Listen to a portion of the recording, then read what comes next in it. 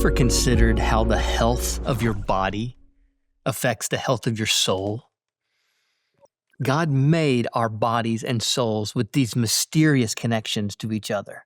Many of us have experienced how a spiritual high can give us extra energy to stay awake, or how the right use and stewarding of our bodies can bring about and help the health of our soul. So as you consider resolutions related to exercise, which are some of the most common resolutions that people make, because exercise is not easy. It's part of the nature of it is it's difficult.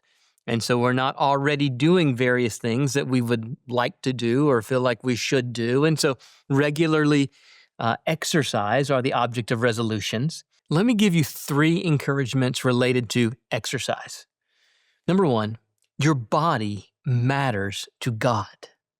1 Corinthians chapter 6, verses 19 to 20 says, "Do you not know that your body is a temple of the Holy Spirit within you, whom you have from God? You are not your own. You were bought with a price. So glorify God in your body." It's an amazing statement that Paul would say, not get outside your body so you can glorify Him in your soul, but rather he would say, glorify God in your body. God has given you a body that He might be glorified in it, that you might experience joy in Him, that you may use it as a tool, that you may steward it in acts of love for others. So your body matters to God. Second, your mindset matters in exercise. This is so important for us as Christians. Non-believers enjoy and experience exercise, but the mindset is often what makes it Christian. Part of that mindset can be, do you have an active mindset and perspective on life? Has modern technology and our labor-saving devices conditioned you to want to conserve your energy, not get up off the couch unless moved by a force? Or do you have the kind of perspective that is ready to do others good, that you want to see needs, you want to meet those needs, you want to put this body to work and find joy in meeting other people's needs, to do good for others? That mindset is important. And if you wonder, well, how does the life of the body relate to the pursuit of Christ-likeness? We have that famous text from the Apostle Paul about bodily training. This is 1 Timothy chapter 4, verse 8. He says, while bodily training is of some value, godliness is of value in every way, as it holds promise for the present life and also for the life to come. And so you might say, oh, bodily training, that's small value. Godliness, big value. So I'll just put everything into godliness. My encouragement would be, what if bodily training is put in the service of your godliness? How might the pursuit of some modest, life-giving, helpful exercise help you become more godly? How might it contribute to your Christ-likeness and to your holiness? Third, joy matters in sticking with it. If exercise is just miserable, as it is for so many people, it will be very difficult to stick with. And part of it is the discomfort and difficulty. That's why people make resolutions and often fail on those resolutions, because exercise is uncomfortable. It's a challenge. It's hard.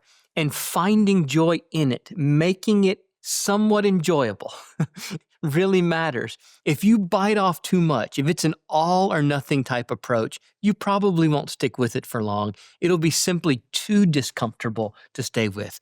There is an aspect of exercise where it's an acquired taste.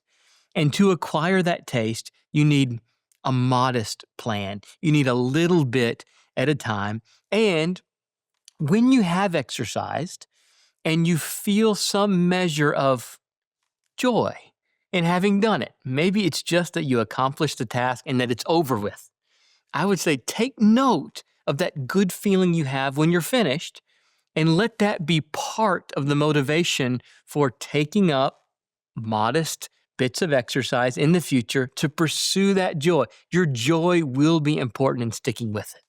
So what kind of resolutions might you make related to exercise? If your life is really inactive, if you're passive, if you have a sedentary job, then maybe just taking the baby steps of counting your steps, walking, would be a way to go forward. You can find a wearable device, usually for low cost. You can count the number of steps you're typically getting in your life and set a step goal. Walking really counts. Walking gets the body moving, gets the heart rate up, gets fresh blood to the brain, and walking really does count and is a way to move forward if you're living a really inactive life. If your life is mildly active, you have a favorite activity or two, you might think how you may complement that with some other activity. Maybe you enjoy lifting weights, but not running. And you could think about how you might add some cardio to your weightlifting. Or if you enjoy a certain sport, how you might add to that some weightlifting, how you might have different activities that would complement each other, that would move forward your active life. Personally, I've been a runner for years. More recently, I've added just a little bit of weightlifting. And then one thing I have every so often is playing basketball with some friends, which is a different kind of activity and helps bring a kind of complement to the little active parts of my life. Whether you are a world-class athlete or living a very inactive life, perhaps the main burden I'd want to share with you related to resolutions would be prayer. This is one way to make it Christian, to pray for God's leading, His guiding, for the leading and guiding of His Spirit who's within you, to help you with the kind of stewarding that would be appropriate, that would be fitting in your season of life. And you might not only pray just about your exercise, but also develop a pattern of praying before and during and after your exercise. And many of us have made the habit and pattern of praying over meals, which is a wonderful thing, to thank God for food and ask Him for His blessing of that food for His good purposes in our life. And you might do the same with your physical activity.